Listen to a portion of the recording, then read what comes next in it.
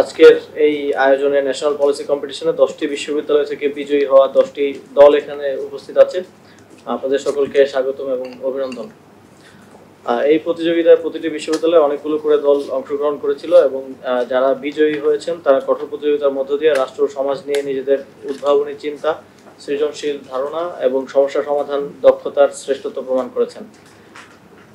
প্রতিযোগিতার প্রেক্ষাপট জুলাই গণঅভ্যুত্থান পরবর্তী সময়ে বাংলাদেশ এক ঐতিহাসিক রূপান্তরের সন্ধিক্ষণে রয়েছে। মর্যাদা, ন্যায় বিচার ও সমৃদ্ধির ভিত্তিতে রাজনৈতিক, অর্থনৈতিক ও সামাজিক প্রতিষ্ঠানগুলোর সংস্কার ও পুনর্গঠনের ব্যাপক প্রক্রিয়া হাতে নিয়েছে অন্তর্বর্তীকালীন সরকার।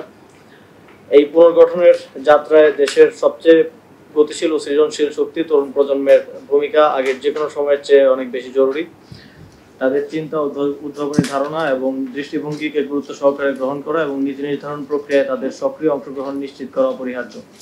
কারণ এই তরুণ প্রজন্মই জুলাই গণঅভ্যুত্থানের নেতৃত্ব দিয়েছে। তাদের রক্ত ও ত্যাগের বিনিময়ে আমরা রাষ্ট্র পুনর্গঠনের সুযোগ পেয়েছি। তাদের স্বপ্নের বাংলাদেশ বাস্তবায়নের বিকল্প নেই। এই প্রেক্ষাপটে যুব ক্রীড়া মন্ত্রণালয় তরুণদের মধ্যে বিশ্লেষণধর্মী চিন্তা, নীতি উদ্ভাবন এবং গঠনমূলক সংলাপকে উৎসাহিত করতে জাতীয় নীতি প্রতিযোগিতা 2025 আয়োজন করেছে। প্রতিযোগিতাটি ইতিমধ্যে দেশব্যাপী 10টি বিশ্ববিদ্যালয় ও মেডিকেল কলেজে সফলভাবে সম্পন্ন হয়েছে এবং 10টি বিজয়ী দল নির্বাচিত হয়েছে, যারা আজ এখানে উপস্থিত রয়েছেন।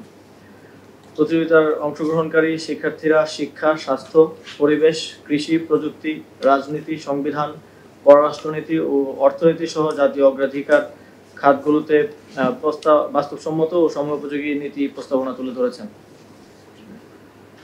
এই প্রতিযোগিতার মূল লক্ষ্য ছিল তরুণদের নীতি চিন্তা এবং সমস্যা সমাধান ভিত্তিক নেতৃত্বের বিকাশ করা। বিজয়ী দলগুলো আজকের এই সভায় মাননীয় প্রধান উপদেষ্টার সঙ্গে সরাসরি তাদের নীতি প্রস্তাবনা উপস্থাপন করবেন এবং সরকারের শীর্ষ নেতৃত্ব থেকে প্রতিক্রিয়া, দিক নির্দেশনা ও প্রেরণা পাবেন। এর ফলে তরুণদের নীতি পর্যায় ভিত্তিক জাতীয় চিন্তা জাতীয় আলোচনায় যুক্ত হবে এবং নীতি নির্ধারণ প্রক্রিয়ায় নতুন প্রজন্মের অংশগ্রহণ আরও প্রাতিষ্ঠানিক ও অর্থবহ হবে। আমি দৃঢ়ভাবে বিশ্বাস করি এই উদ্যোগ তরুণদের সম্ভাবনাকে সঠিক পথে কাজে লাগিয়ে দেশের উন্নয়ন ও সমৃদ্ধিতে নতুন দিগন্ত খুলে দেবে। বা ব্যস্ত শিডিউল থেকে সদয় সময় দেওয়ার জন্য মাননীয় প্রধান উপদেষ্টাকে আন্তরিক ধন্যবাদ জানাই। উপস্থিত বিজয়ী শিক্ষার্থীদেরকেও ধন্যবাদ জানাচ্ছি এবং যারা আজ এখানে উপস্থিত হতে পারেননি কিন্তু প্রতিযোগিতায় অংশ নিয়েছিলেন তাদেরকেও ধন্যবাদ জানাচ্ছি। সকল দলই চমৎকার এবং যুগোপযোগী প্রস্তাবনা উপস্থাপন করেছেন। এবং সবশেষে এই প্রতিযোগিতার আয়োজনের সঙ্গে জড়িত সকলকে আন্তরিক ধন্যবাদ জানাচ্ছি।